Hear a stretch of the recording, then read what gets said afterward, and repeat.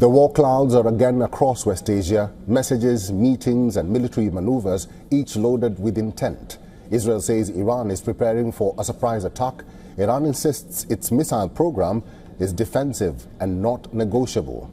Our next story decodes whether Israel is preparing the ground for a fresh strike on Iran.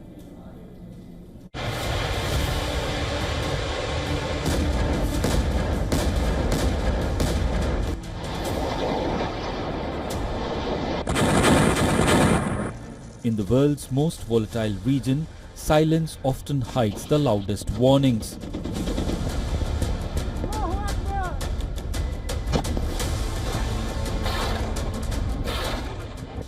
Israel has sent a private signal to Washington. Iran's latest missile drills, it claims, might be more than just exercises.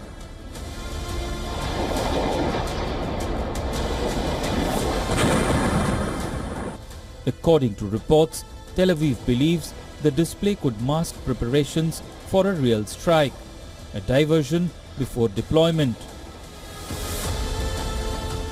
Inside Israel, urgency is mounting. Prime Minister Benjamin Netanyahu is set to brief President Donald Trump during the US visit on December 29 on potential future strikes against Iran.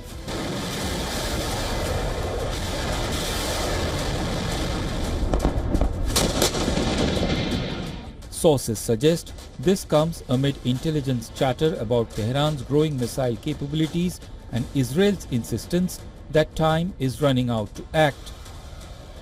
Tehran rejects the accusation outright. It says the missile program is purely defensive, a shield, not a sword, and asserts it's not up for debate. Iran's missile program was developed to defend Iran's territory, not for negotiation. Therefore, Iran's defense capabilities, designed to deter aggressors from any thought of attacking Iran, are not a matter open for discussion.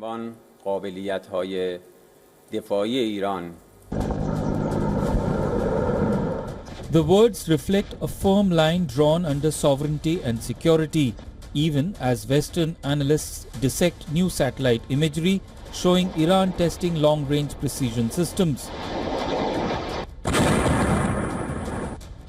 Behind diplomatic channels, suspense runs high. Air bases across Israel remain on alert.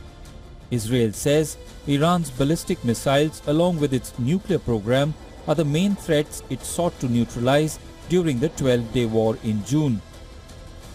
Israeli estimates suggest Iran's monthly missile production could hit 3,000 units if left unchecked.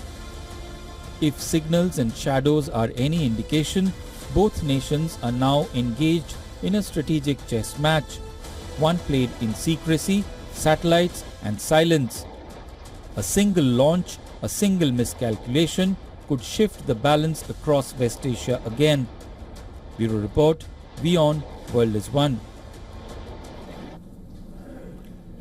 Joining us now from London is Mr. Chris Doyle. He's the Director of Council for Arab-British Understanding and also its lead spokesperson. Mr. Doyle, it's good to see you and thank you very much for your time. There are some people, or some critics, who are questioning the timing of Israeli Prime Minister Benjamin Netanyahu's significant statement against attacking Iran to the United States President. What do you think? Because some critics and Iranians say that this is the wrong time to raise such an issue. Well, the timing is obviously significant, but I think what is really interesting here and noteworthy is that very clearly on this occasion, unlike in June, Netanyahu is making a big play that he is going to discuss this with President Trump in the United States at Mar-a-Lago.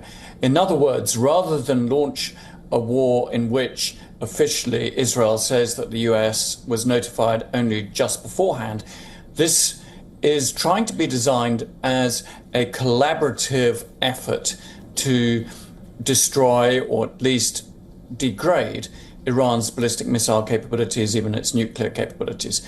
But the question really is, will this all work? I said immediately after that June war that we will be back in such a scenario very shortly, because you have not addressed the underlying issues that drive the conflict between Israel and Iran. That's continued since 1979, the Iranian Revolution of that year. And unless you do that, Israel and the United States may carry out further attacks on Iran, but Iran will seek to build up that ballistic capability. And those missiles, as we have seen year on, year out, will become more potent, more long range, more accurate even, and therefore more of a threat to Israel and indeed others. So it's not really a winning strategy. We need to get back to negotiations, proper negotiations that can address the issues between all these parties, their security concerns, and hopefully that can take the region into a new future. Mr. Doyle, yesterday I spoke to some policy makers and policy analysts from Iran, and they say that the country has been readying itself because it's sure that an attack will happen on Iran anytime soon. So the country is ready. They are saying that they have been preparing for this because they know and understand Prime Minister Benjamin Netanyahu. My question to you, do you think Iran is ready for another attack? Well, I think that what we saw in June shows that Iran has limited military capabilities to really stop such attacks. It will no doubt respond with further barrages of missiles towards Israel, most of which will probably be knocked out in midair or land in open areas. But there will be some, if this happens, let's hope it doesn't, there will certainly be some damage to Israeli sites. It's not a scenario that either country, either leadership really should want. And Iran will come out the bigger loser in all this, in the sense that a combination of Israeli and American force on Iran will definitely bring about huge amount of destruction, probably loss of life. One wonders where this lands up. So it'd be much better. Hopefully some mediators can come forward to say, rather than having another very dangerous round that could go into all sorts of areas. And remember last time we got to a situation where Iran launched a missile at Qatar. We could get to the blockade of the Straits of Hormuz, where so much of the world's oil and gas goes through. It could hit the global economy. So this is really in nobody's interests. And it would be much better to try to get back to proper talks and away from this idea that force is going to sort this out. Mr. Chris Doyle, it's good to see you. We'll have to end it there. Thank you for talking to us today.